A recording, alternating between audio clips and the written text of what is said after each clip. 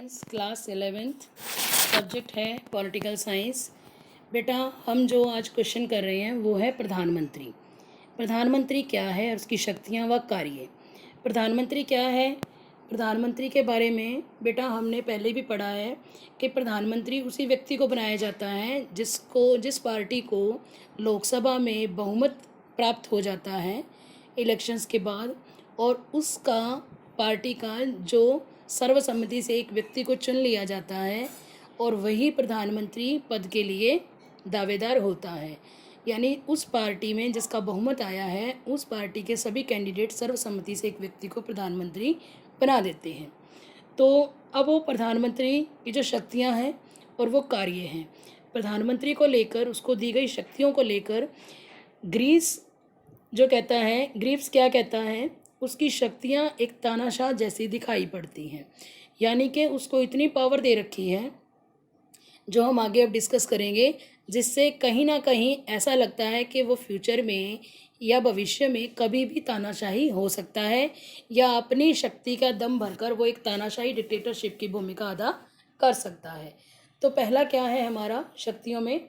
मंत्रिपरिषद का निर्माण। मंत्रिपरिषद का निर्माण यानी जिसका वो नेता होता है।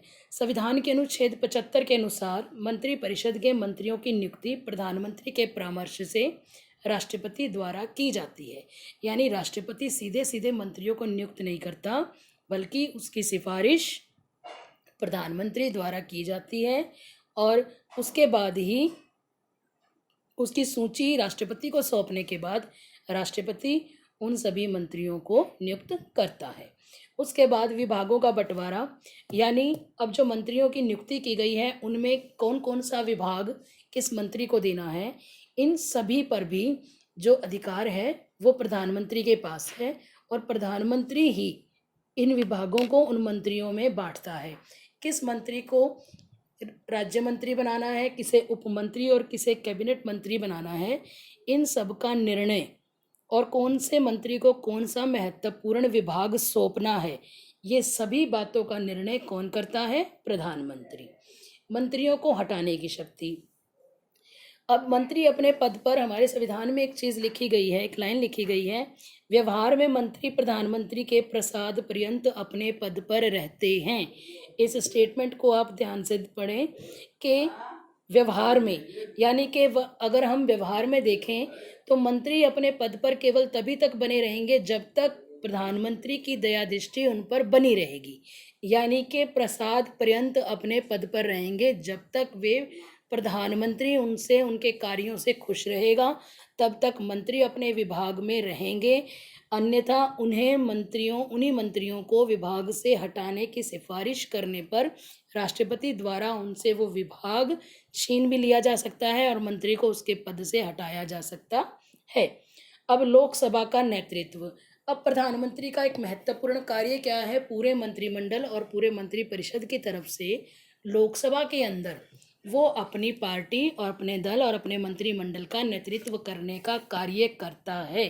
अगर उसके विभाग के किसी भी मंत्री के कार्य से विपक्ष परेशान हो, या जनता अस्वस्थ हो, या जनता संतुष्ट ना हो, तो ऐसे में उस मंत्री के खिलाफ क्या है? अविश्वास प्रस्ताव लाया जा सकता है किसी भी मंत्री के, और उस मंत्री के जो मंत्रिमंडल में शामिल है, अविश्वास प्रस्ताव पास जब किया जाता है तो वो केवल उस व्यक्ति के लिए, उस मंत्री के लिए नहीं होता, बल्कि पूरे मंत्रिमंडल का अविश्वास समझा जाता है और पूरा मंत्रिमंडल उस व्यक्ति के साथ, उस मंत्री के साथ ही अपदस्थ समझ लिया जाता है, यानी कि लोकसभा गिर जाती है।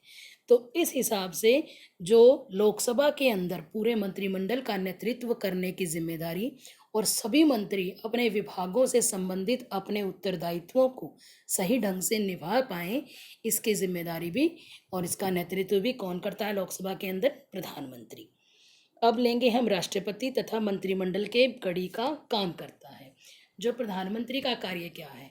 प्रधानमंत्री क्या करता है? अपने विभाग जो उसने मंत्रियों में बांटे हैं, उन विभागों से संबंधित कार्यों को लेकर व मंत्रियों से संबंधित कोई भी बात है, वो बात सीधे सीधे राष्ट्रपति मंत्रियों से नहीं पूछेगा, विभागों के अध्यक्ष से नहीं पूछेगा, बल्कि प्रधानमंत्री के जरिए ही वो विभागों से संबंधित जानकारी प्राप्त करेगा और उन विभागों की जो जानकारी है वो राष्ट्रपति को वो देगा।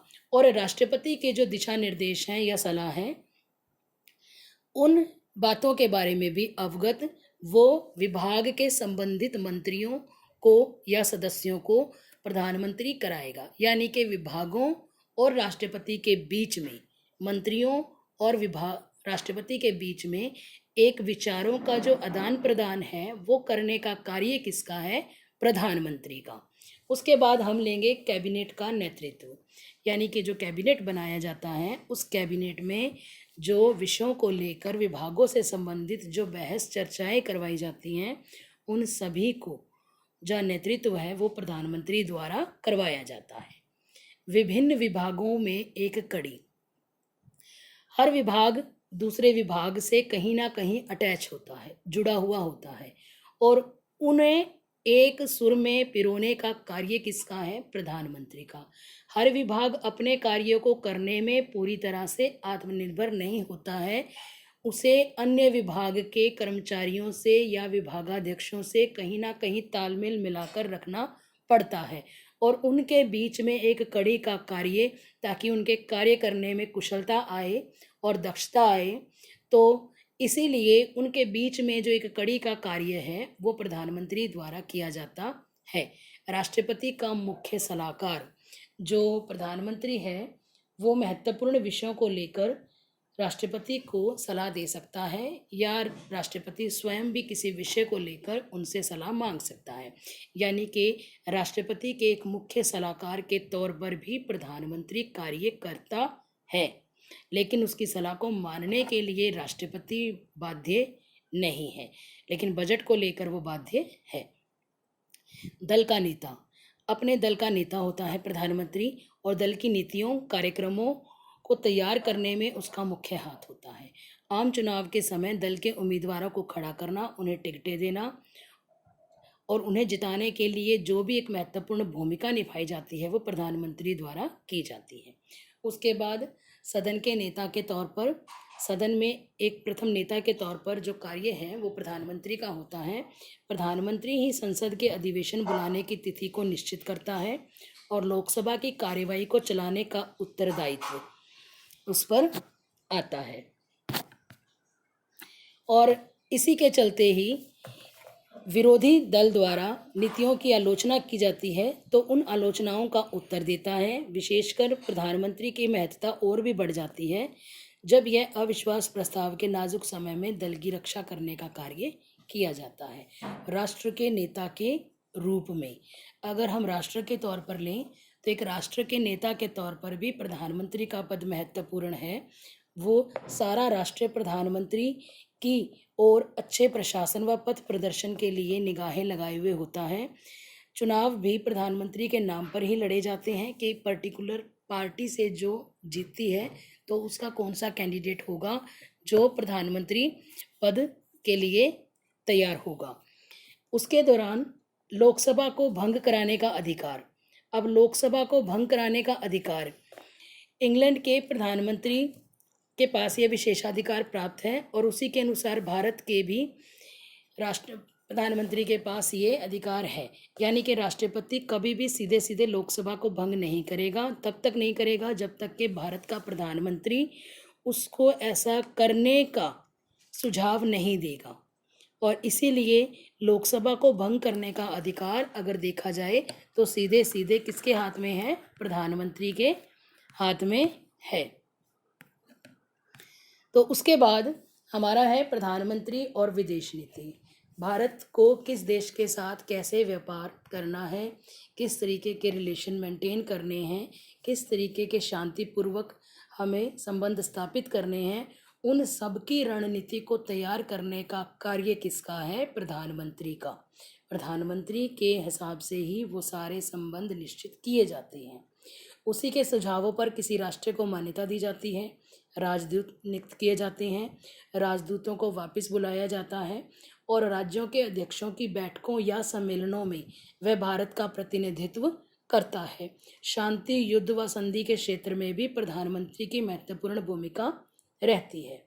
अब हम लेंगे प्रधानमंत्री राष्ट्रमंडल के देशों से अच्छे संबंध स्थापित करता है, यानी कि राष्ट्रमंडल यानी कि जिनसे पहले ही हमारे एक मैत्रीपूर्ण संबंध स्थापित हैं, उन्हीं राष्ट्रमंडल देशों के साथ मैत्रीपूर्ण संबंधों को आगे बढ़ाने में भी प्रधानमंत्री की भूमिका महत्वपूर्ण होती है।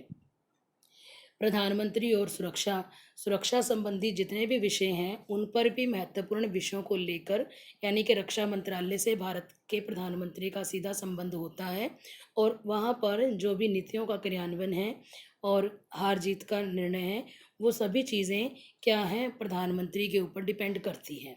अगर हम देखें तो राष्ट्र की सुरक्षा विदेश नीति में घनिष्ठ संबंध होता है। वह दोनों ही विभागों में कार्यों संबंध महत्वपूर्ण भूमिका को अदा करता है। देश की हार और जीत और उसकी हार और जीत से तोली जाती है। उदाहरण के लिए अगर हम 1965 के युद्ध में पाकिस्तान पर विजय का श्रेय अगर हम देते हैं तो लाल बहादुर शास्त्री जी को मिला। हालांकि सेना का प्रयास था ये, लेकिन उस समय जो राजनीति में महत्वपूर्ण व्यक्ति प्रधानमंत्री होता है, राष्ट्र का नेता होता है, उसके कंधों पर ये उपलब्धि भी जुड़ जाती है। जब देश की कोई नुकसान उसके कंधों पर जुड़ता है तो उपलब्धि भी उसी के कंधों पर जुड़ जाती है। अब हम लेंगे अर्थव्यवस्था पर नियंत्रण। प्रधानमंत्री का देश की अर्थव्यवस्था पर पूर्ण नियंत्रण होता है। अर्थव्यवस्था की विफलता का उत्तरदायित्व भी प्रधानमंत्री के ऊपर ही दारोमदार होता है। अब प्रधानमंत्री की स्थिति कैसी है? अब आपातकाल की अगर घोषणाएं करनी है तो आपातकाल की घोषणाओं में हालांकि वास्तविक जो कार्यपालिका बन जाती है वो हमारा राष्ट्रपति बन जाता है, लेकिन आपातकाल लगाने की सिफारिश तीनों ही अवस्थाओं में कौन करता है? प्रधानमंत्री करता है। और उसी के ही इशारे पर, उसी के ही परामर्श पर ये आपातकाल लगते हैं। आपातकाल लगने की स्थिति में जो सलाह और मशवरा है वो भी संकटकालीन स्थिति में राष्ट्रपति को देने के लिए प्रधानमंत्री की भूमिका महत्वपूर्ण रहती है। अब प्रधानमंत्री की स्थिति को हम देख लेंगे। प्रधानमंत्री की स्थिति कैसी होती है? प्रधानमंत्री की शक्तियों और कार्यों का अध्ययन करने के बाद यह बात स्पष्ट हो जाती है कि संवैधानिक व्यवस्था में प्रधानमंत्री की स्थिति एक धुरी के समान है, यानी संपूर्ण शासन की सत्ता, सभी विषय, सभी विभाग उसके इर्द गिर्द घूमते हैं और प्रधानमंत्री मध्य है। संवैधानिक तंत्र में प्रधानमंत्री की स्थिति इतनी महत्वपूर्ण हो गई है कि कुछ लेखक यहाँ तक कह देते हैं कि भारत में कैबिनेट प्रणाली के स्थान पर अब प्रधानमंत्रीय सरकार की स्थापना ही की गई है। यानी कि अगर हम सभी विषयों को देखें तो प्रधानमंत्री का ही महत्वपूर्ण स्थान है सभी कार्यों को लेकर। और इसी विषय में लास्की भी क्या कहता है कि वह ब्रिटिश प्रधानमंत्री के समान मंत्रिपरिषद के संगठन, जीवन और मृत्यु के लिए केंद्रीय शक्ति है। प्रत्येक मंत्रिपरिषद का रूप तथा आकार उसकी नीति और निर्णयों पर निर्भर करता है। यानी लास्की भी क्या कहता है कि राजनीति का कैसा आकार होना चाहिए, कैसे मंत्री होने चाहिए, कैसे विभाग बांटे जाएंगे, कैसे जिम्मेदारियां, उत्तरदायित्व निश्चित किए जाएंगे, वो सभी एक धुरी यानी कि प्रधानमंत्री के इर्द गिर्द घूमती हैं और उसी के अनुसार पूरी राजनीतिक सत्ता चलती है। ये था बेटा हमारा प्रधानमंत्री और प्रधानमंत्री की शक्तियाँ एवं कार्य। इसे पहले आपने ध्यान से समझना है और इसमें से कोई 10 पॉइंट जो आपको इजी लगते हैं वो आप अपनी उत्तर पुस्तिका में नोटबुक में लिखेंगे और याद करेंगे। Thank you, have a nice day.